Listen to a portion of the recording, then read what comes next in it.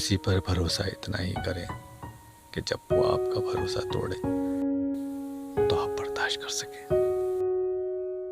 किसी को सिर्फ चाहना मोहब्बत नहीं, उसकी ज़ात के तमाम पहलुओं को तस्लीम करना मोहब्बत है। बहुत ज़्यादा मजबूत दिखाई देने का एक नुकसान ये भी है कि लोगों को कभी ये ख्याल भी नहीं आता कि आपको भी तसल्ली की ज़रूरत है।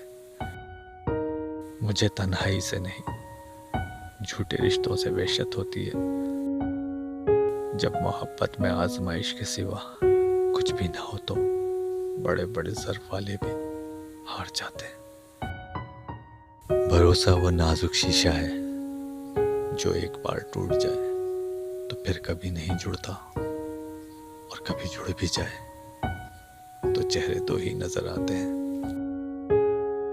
लोगों को खोने से मत डरो, इस बात से डरो कि तुम लोगों को खुश करते करते खुद ना खो जाओ।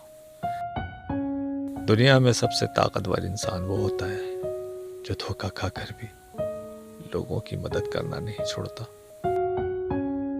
तुम मत खोलना मेरी माजी की किताबों को, मैं जो था वो रहा नहीं, जो हूँ वो किसी को पता नहीं।